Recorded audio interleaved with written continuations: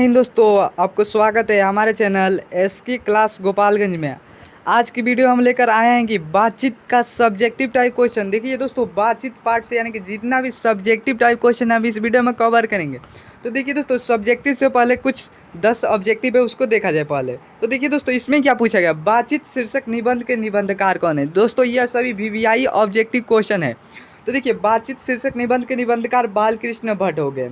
अब बालकृष्ण भट्ट किस युग के रचनाकार है दोस्तों, तो बालकृष्ण भट्ट भारतेंद्र युग के रचनाकार है दोस्तों। तीसरा आपका क्या दिया गया है दोस्तों, 100 अनजान एक सुजान उपन्यास के लेखक कौन है।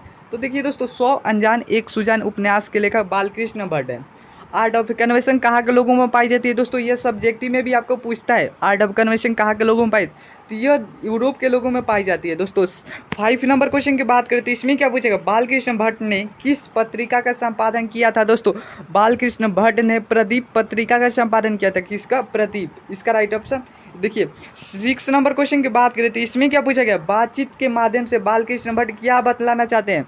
देखिए, बातचीत जो पार्ट है उसके माध्यम से बालकृष्ण भट्ट जी क्या बतलाना चाहते हैं, तो वो ये बात करने की शैली बतलाना चाहते हैं। देखिए 7 नंबर क्वेश्चन में क्या कहा गया, निम्नलिखित में से बालकृष्ण भट्ट का निवास स्थान कहाँ पर है। निवास स्थान बालकृष्ण भट्ट का पूछा गया है, तो कहाँ पर है, इलाहाबाद उत्तर प्रदेश में बालकृष्ण भट्ट का निवास स्थान है। देखिए दोस्तों, चलिए दोस्तों इस पार्ट से यानी कि जितना भी सब्जेक्टिव क्वेश्चन है उसको देखा जाए। देखिए दोस्तों, आपका पहला सब्जेक्टिव टाइप क्वेश्चन क्या दिया गया, अगर हमें वाक शक्ति ना होती तो यह क्या होता है दोस्तों। देखिए, अगर हमें वाक शक्ति ना होती तो यह सृष्टि, समस्त सृष्टि गूंगी प्रतीत होती। देखिए, अगर हमें बोलने की शैली ना होती यह सृष्टि क्या होगी, गूंगी प्रतीत होगी। तो सभी लोग चुपचाप बैठे रहते हैं। हम जो बोलकर सुख और दुख का अनुभव करते हैं, वाक शक्ति ना होने के कारण हम वो नहीं कर पाते। दोस्तों इनका पीडीएफ आप कैसे लेंगे, तो पीडीएफ के लिए 7349938551 पर दोस्तों व्हाट्सएप पर संपर्क करके इनका पीडीएफ बिल्कुल फ्री में ले सकते हैं दोस्तों। तो देखिए, सब क्वेश्चन क्या पूछा गया था, अगर हमें वाक शक्ति ना होती तो यह समस्त सृष्टि क्या होती दोस्तों। अगर हमें वाक शक्ति ना होती तो यह समस्त सृष्टि गूंगी प्रतीत होती। क्या प्रतीत होती, गूंगी। सभी लोग चुपचाप बैठे रहते हैं। हम जो बोलकर सुख और दुख का अनुभव करते हैं वो हम नहीं कर पाते हैं दोस्तों। चलिए दोस्तों, दूसरा सब्जेक्टिव टाइप क्वेश्चन क्या पूछेगा, बातचीत के संबंध में बेन जॉनसन और एडिसन की क्या विचार है दोस्तों। बातचीत के संबंध में बेन जॉनसन और एडिसन का राय पूछा गया है, तो क्या लिखेंगे हम दोस्तों। देखिए, बातचीत के संबंध में बेन जॉनसन का राय है, क्या है दोस्तों, बेन जॉनसन का क्या राय है, बोलने से ही मनुष्य के रूप का पता चलता है।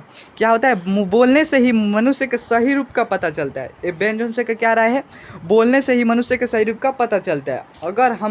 अगर मनुष्य चुपचाप रहे तो उसके गुण अवगुण का कुछ भी पता नहीं चल पाएगा। देखिए, बातचीत के संबंध में बेन जॉनसन का राय सुनिए क्या है, बोलने से ही मनुष्य का रूप का पता चलता है। अगर कोई मनुष्य चुपचाप बैठे रहे तो उसके गुण अवगुण का कुछ भी पता नहीं कर पाएंगे दोस्तों।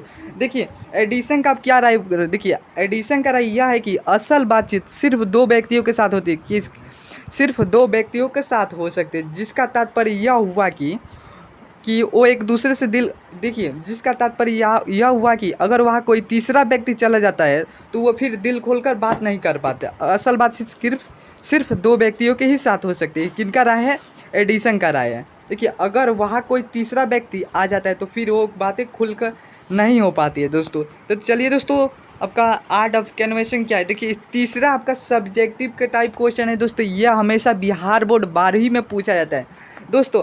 देखिए, इसका क्या आप लिखेंगे, तो यह बात करने की एक ऐसी कला है, आर्ट ऑफ कन्वेंशन की ऐसी कला है दोस्तों, देखिए जिसमें बातचीत के दौरान चतुराई के साथ प्रसंग छोड़े जाते हैं। देखिए, यह बात करने की एक ऐसी कला है जिसमें बातचीत के दौरान चतुराई के साथ प्रसंग छोड़े जाते हैं, जिसे सुनकर अत्यंत सुख मिलता है। यह कला यूरोप के लोगों में ज़्यादा पाई जाती है दोस्तों। यह बात करने की एक ऐसी कला है जिसमें बातचीत के दौरान चतुराई के साथ प्रसंग छोड़े जाते हैं, जिन्हें सुनकर अत्यंत सुख मिलता है। यह कला यूरोप के लोगों में ज़्यादा पाई जाती है। किसमें, देखिए आर्ट ऑफ कन्वेंशन यूरोप के लोगों में ज़्यादा पाई जाती है दोस्तों। ये आपका ऑब्जेक्टिव में भी पूछ सकता है, आर्ट ऑफ कन्वेंशन कहाँ के लोगों में पाई जाती है, तो कहाँ के लोगों में पाई जाती है, यूरोप के लोगों में पाई जाती है दोस्तों। देखिए 4 नंबर आपका सब्जेक्टिव टाइप क्वेश्चन क्या है। देखिए दोस्तों, इसमें क्या सब्जेक्टिव है, मनुष्य की बातचीत का उत्तम तरीका क्या हो सकता है दोस्तों, इसके द्वारा वह कैसे अपने सर्वथा नवीन संसार की रचना कर सकता है। तो देखिए, मनुष्य में बातचीत का सबसे उत्तम तरीका क्या है दोस्तों, आत्मवार्तालाप। आत्मवार्तालाप किस लिए जरूरी है, क्योंकि मनुष्य अपने अंदर एक ऐसी शक्ति विकसित करेगी जिसके कारण वह अपने आप से बात कर लिया करे। देखिए, मनुष्य में बातचीत का सबसे उत्तम तरीका आत्मवार्तालाप है, यानी कि अपने से बात करना मनुष्य का सबसे अच्छा मतलब सबसे उत्तम तरीका है बात करना। देखिए, मनुष्य अपने अंदर एक ऐसी शक्ति विकसित करेगी, वो अपने अंदर एक ऐसी शक्ति विकसित करेगी जिसके कारण वो अपने से बात कर लिया करे। आत्मवार्तालाप किस लिए ज़रूरी है दोस्तों? इसलिए ज़रूरी है कि ताकि क्रोध पर नियंत्रण पाया जा सकता है। किस पर? आत्मवार्तालाप करने से हमको क्रोध नहीं होगा दोस्तों, यानी कि अपने आप से बात कर लिया करेंगे तो क्रोध पर नियंत्रण पाया जा सकेंगे, जिससे दूसरों को कष्ट ना पहुँचे दोस्तों, क्योंकि हमारी भीतर की मनोवृत्ति नए नए रंग दिखलाती है। दोस्तों, हम लोग के भीतर की मनोवृत्ति क्या दिखलाती है? नए रंग दिखलाती है। वो हमसे बदलती रहती है, वो हमेशा बदलती रहती है। इंसान को जो चाहिए कि वो जीभा पर काबू रखे तथा अपने मधुर वाणी से दूसरे को प्रसन्न रखे। ऐसा करने से न ही किसी से बैर होगी और न ही किसी को कटौती, यानी कि इससे दुनिया खूबसूरत हो जाएगी। यही बातचीत करने का उत्तम तरीका है दोस्तों। बातचीत आपको ये क्वेश्चन हमेशा पूछा जाता है दोस्तों, मनुष्य के बातचीत का उत्तम तरीका क्या है दोस्तों? तो हम ऐसे लिखेंगे कि मनुष्य का बातचीत का सबसे उत्तम तरीका आत्मवार्तालाप है। मनुष्य अपने अंदर एक ऐसी शक्ति विकसित करेगी जिसके कारण वह अपने आप से बात कर लिया करे। आत्मवार्तालाप इसलिए ज़रूरी है कि ताकि क्रोध पर नियंत्रण पाया जा सके, जिससे दूसरों को कष्ट ना पहुँचे, क्योंकि हमारी भीतर की मनोवृत्ति नए रंग दिखलाती है, वो हमेशा बदलती रहती है। इंसान को जो चाहिए कि जीभा पर काबू रखे, वो अपने मधुर वाणी से दूसरों को प्रसन्न रखे। ऐसा करने से ना ही किसी से बैर होगी दोस्तों, ना ही किसी कटौती, यह दुनिया खूबसूरत हो जाएगी।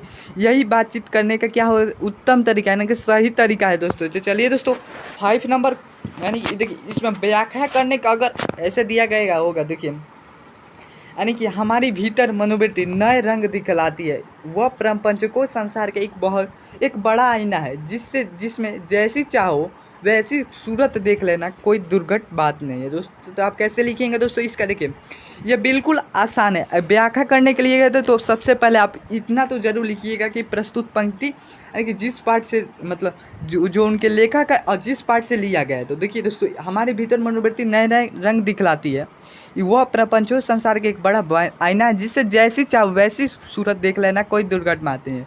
तो देखिए दोस्तों, आप कैसे इसका लिखेंगे? तो दोस्तों, प्रस्तुत पंक्ति बालकृष्ण भट्ट द्वारा रचित बातचीत से लिया गया। आप देखिए, अगर ऐसा आपको प्रश्न पूछा जाएगा तो अब सबसे पहले यह ध्यान में रखना है, प्रस्तुत पंक्ति लिखना है और जिस पार्ट से, यानी कि उस पार्ट के कौन लेखक है उनको नाम लिखना है, द्वारा रचित, जिस पार्ट रहेगा यानी कि बातचीत से लिया गया।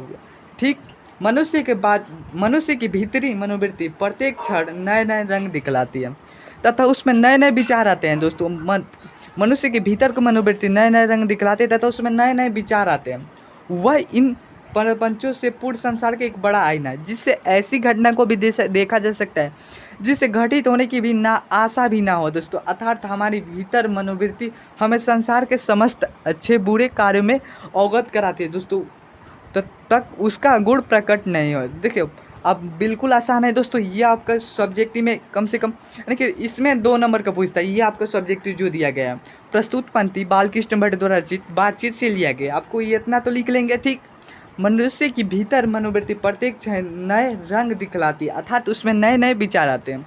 वह इन प्रपंचों के पूर्ण संसार का एक बहुत बड़ा आईना है, जिससे ऐसी घटना को भी देखा जा सकता है जिसके घटित होने की आशा भी ना हो। अर्थात हमारी भीतर मनोवृत्ति हमें संसार के समस्त अच्छे बुरे कार्यों को अवगत कराती है दोस्तों, तक उसका गुण प्रदोष नहीं होता है दोस्तों। चलिए दोस्तों, अब हमका देखिए इसमें क्या पूछा गया। सच है, जब तक मनुष्य बोलता नहीं तब तक, यानी कि देखिए, प्रस्तुत पंक्ति कहाँ से लिया गया है दोस्तों? बालकृष्ण भट्ट द्वारा रचित बातचीत से लिया गया है।